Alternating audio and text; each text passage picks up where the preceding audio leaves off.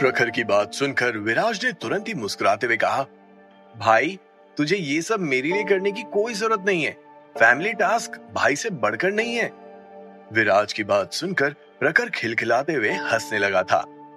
क्या यार विराज, एक तरफ तो भाई भी बोल रहा है और दूसरी तरफ भाई को कुछ करने भी नहीं देना चाहता है।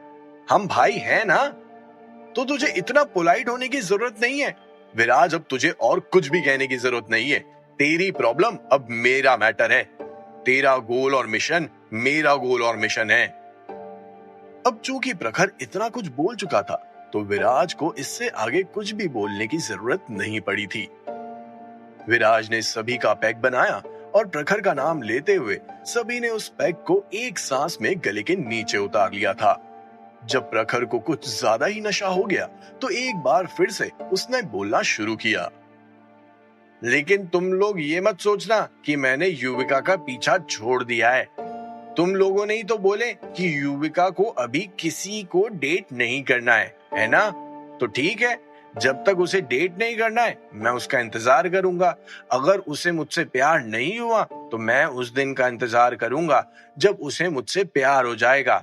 अगर 1 साल तक प्यार नहीं हुआ तो मैं 1 साल तक इंतजार करूंगा, और अगर उसे 10 साल तक भी मुझसे प्यार नहीं हुआ तो मैं खुशी खुशी अपने 10 साल भी उसके लिए कुर्बान कर दूंगा। प्रखर का ऐसा फर्म रिएक्शन देखकर विराज को खुशी भी हो रही थी, तो साथ ही साथ उसे प्रखर के लिए और भी ज्यादा टेंशन होने लगी थी। एक और मूर्ख को प्यार पर यकीन था। प्रखर की भी हालत ठीक वैसी ही थी जैसे पहले विराज जिंदल की थी। प्राइमरी स्कूल से लेकर मिडिल स्कूल तक उसका चक्कर मोनिका के साथ चला, और हायर सेकेंडरी में तो विराज का प्यार और भी ज्यादा उबाल पर था। पूरे दिन विराज कचरा उठाता और मोनिका के लिए पैसे जमा करता। उन पैसों से मोनिका को कई गिफ्ट्स भी दिए थे। विराज पर प्यार का खुमार इतना ज्यादा था कि उन सालों में उसने अपनी बहन शालिनी की भी अच्छे से देखभाल नहीं की थी। लेकिन विराज ने कभी ये एक्सपेक्ट नहीं किया था एक लड़की के लिए इतना कुछ करने के बाद भी उसकी किस्मत में ठुल्लू लिखा होगा।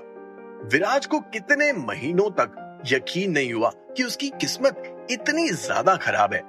उसे अपने प्यार और प्यार करने वालों पर दया आती थी, और प्रखर की बात सुनकर विराज को प्रखर में वही मूर्खता दिख रही थी जो कुछ साल पहले विराज में थी। लेकिन अब सबसे अच्छी बात यह थी कि विराज को उसका प्यार मिल गया था, मोनिका से नहीं बल्कि जानवी से। हालांकि वो दोनों एक कपल की तरह नहीं रहते थे और ना ही उन्होंने दुनिया के सामने अपने प्यार को बाहर निकाला था, लेकिन वो दोनों जानते थे कि उन दोनों के दिल एक दूसरे के लिए बने हैं।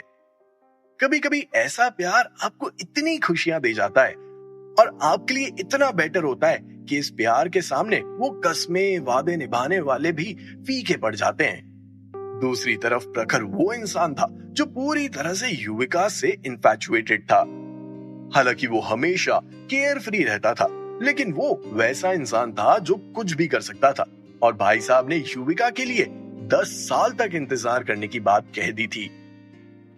अब देखना होगा कि क्या वाकई में प्रखर को युविका के लिए 10 साल का इंतजार करना पड़ेगा, या फिर प्रखर की जिंदगी में उन 10 सालों में कोई नई लैला आ जाएगी। ये तो वक्त ही बताएगा। खैर, विस्की की बोतल तो खत्म हो गई और उसी के साथ प्रखर के पिता अनिमेश गुप्ता भी वहां पहुंच गए थे। उन्होंने सभी को 8 बजे आने के लिए कहा था, लेकिन विराज की पलटन तो 7 बजे ही पहुंच गई थी। अपने पिता को देखकर प्रखर बहुत खुश हुआ। उसके चेहरे की मुस्कान देखकर ऐसा लग रहा था जैसे वो युविका को भूल ही गया हो। तुरंत ही अनिमेश गुप्ता ने सभी के लिए डिशेस ऑर्डर की और सभी ने मजे से स्ट्रीट फूड का आनंद लिया। प्रखर के मन में अब सारे नेगेटिव थॉट्स गायब हो गए थे और वो एक नॉर्मल इंसान बन गया था।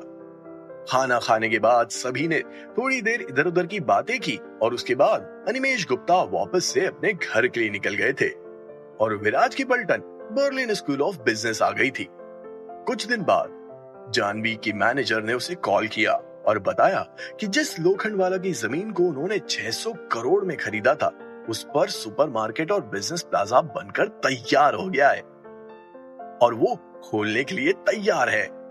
हालांकि विराज को किस्मत पर यकीन नहीं था, लेकिन एक बिजनेस को शुरू करने के लिए लक की बहुत जरूरत होती है।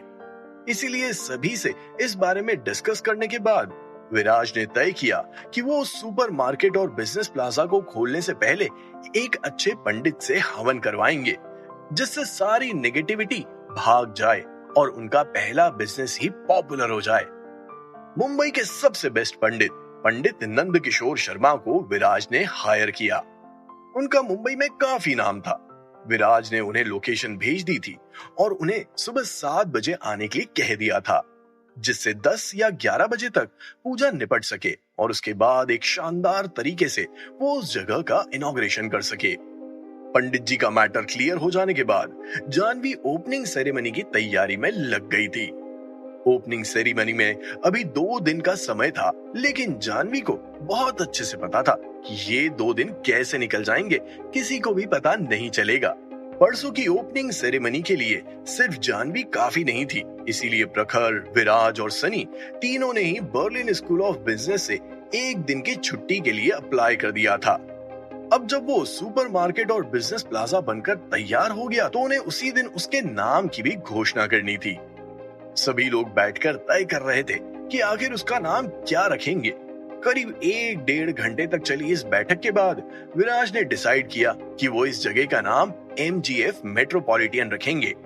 MGF मेट्रोपॉलिटन की ओपनिंग धमाकेदार होने वाली थी। ओपनिंग से 1 दिन पहले विराज की पलटन ने सभी को जानवी की कंपनी में बुलाया और ओपनिंग के बारे में डिटेल में बात की।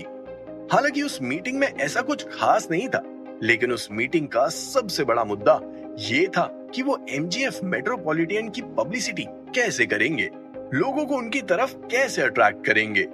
विराज ने जवाब दिया कि ओपनिंग सेरेमनी से लेकर अगले 1 हफ्ते तक सुपरमार्केट में बिकने वाला सारा सामान 50% ऑफ पर निकाला जाए। 1 हफ्ते बाद हम कुछ सामान पर ऑफ देंगे और कुछ पर बैंक ऑफर्स और ऑनलाइन पेमेंट ऑफर्स भी शुरू कर देंगे। साथ ही साथ बिजनेस प्लाजा के ऑफिसेस को बेचने के लिए फ्लैट 5% का डिस्काउंट रखा जाए।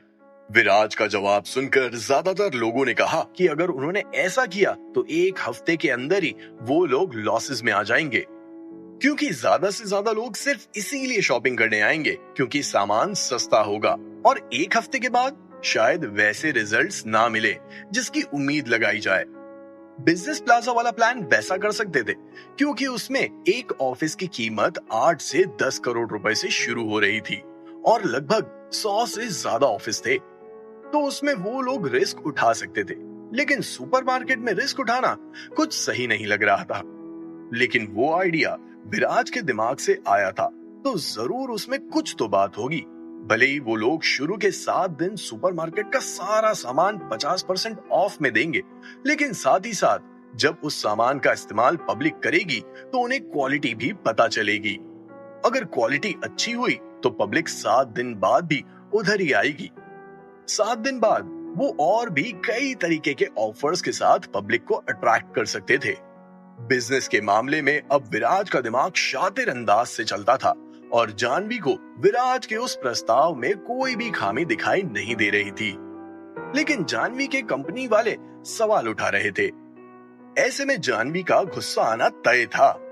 जानवी ने अपना हाथ जोर से टेबल पर मारते हुए कहा, तुम लोगों को यहाँ पर सिर्फ एक सजेशन देने के लिए बुलाया है, किसी के सजेशंस पर उंगली उठाने के लिए नहीं।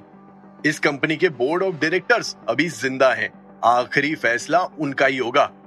You all can disperse. Jahnavi के फर्म एटीट्यूड को देखकर सभी की आवाज शांत हो गई थी।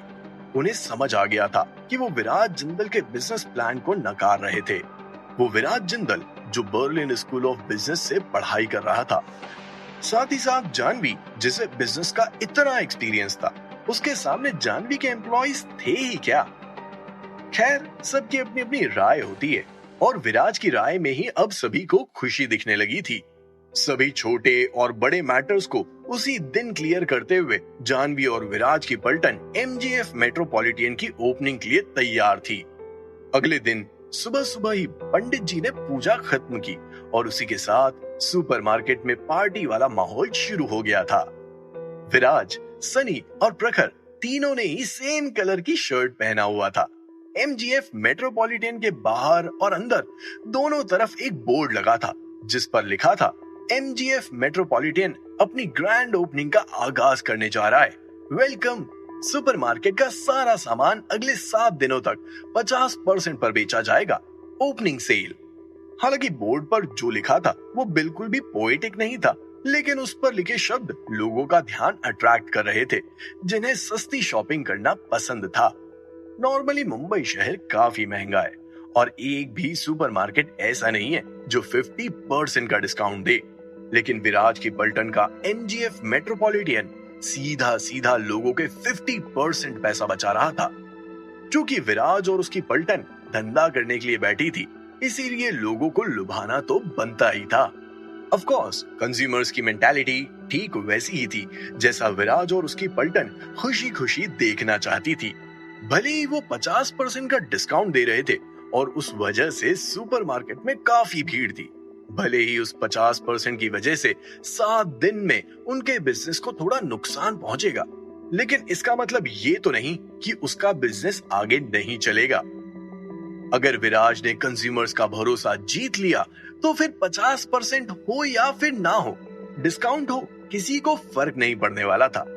और तो और विराज एक बात बहुत अच्छे से जानता था कि सुपरमार्केट का बिजनेस आसमान छू रहा था, तो ऐसे में घाटे का तो सवाल ही पैदा नहीं होता।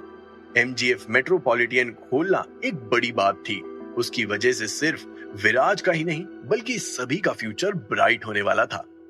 हालांकि इतने अच्छे मूड के बाद कुछ ऐसा हुआ जिससे सभी का मूड खराब हो गया था। विराज और उसकी पलटन सुबह 5 बजे से MGF मेट्रोपॉलिटन में काम कर रही थी। लोगों को देखना, उनकी डिमांड सुनना, उनसे उलझना, बहस करना, कहीं खुशी से भरे चेहरे तो कहीं उदास वाले चेहरे, हाथ मिलाना, गुड बाय करना, इतना सब कुछ करने के बाद वो सभी थक गए थे और उन्हें एक रेस्ट की जरूरत थी।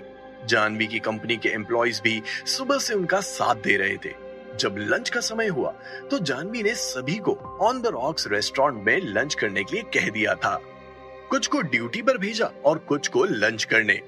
उनके साथ साथ विराज की पलटन भी ऑन द रॉक्स रेस्टोरेंट के लिए रवाना हो गई थी। On the rocks restaurant MGF metropolitan के 3rd फ्लोर पर था। MGF मेट्रोपॉलिटन खुलने से पहले ही उस जगह को एक इंसान ने खरीद लिया था और उधर अपना ऑन द रॉक्स रेस्टोरेंट खोला। बाहर से और अंदर से ऑन द रॉक्स रेस्टोरेंट दिखने में एकदम कमाल का था और डिशेस के रेट भी एकदम रीजनेबल थे। एक आम आदमी लगातार अपनी फैमिली को यहाँ लेकर आ सकता था और फीस्ट के मजे ले सकता था। हालांकि जब विराज और उसकी पलटन उस रेस्टोरेंट में लंच कर रही थी, तभी काले कोट पहने एक लड़की उस रेस्टोरेंट में दाखिल हुई। उसकी आंखें कमाल की थी। इतनी भीड़ होने के बावजूद भी उसने विराज जिंदल को ढूंढ लिया था। उस लड़की के कदम सीधा विराज की तरफ बढ़ने लगे थे। जैसे ही विराज ने उस लड़की को देखा जो उसकी तरफ आ रही थी, विराज को कुछ अटपटा सा लगा। जैसे ही वो लड़की विराज के पास आई, वैसे ही उसने विराज का मजाक बनाते हुए कहा, ओ तुम ही कचरा सेठ विराज जिंदल हो, है ना? क्या बात है, तुम अभी तक जिंदा हो? मुझे तो लगा कि गरीबी में दबकर मर गए होंगे। कपड़ों से ऐसा लगता है कि सुपरमार्केट में तुम्हारी नौकरी लग गई है। आज पहला दिन है, क्या बात है, खाना भी मिल रहा है। कौन थी ये लड़की और वो विराज का मजाक क्यों बना रही थी? क्या MGF मेट्रोपॉलिटन के ओपनिंग के पहले ही दिन विराज कोई बखेड़ा खड़ा करेगा या फिर उस लड़की को इग्नोर करेगा? क्या पहले ही दिन की शुरुआत मारपीट से होने वाली थी? आखिर उस लड़की से कैसे निपटेगा विराज? जानने के लिए सुनिए cash on my mind, only on pocket FM।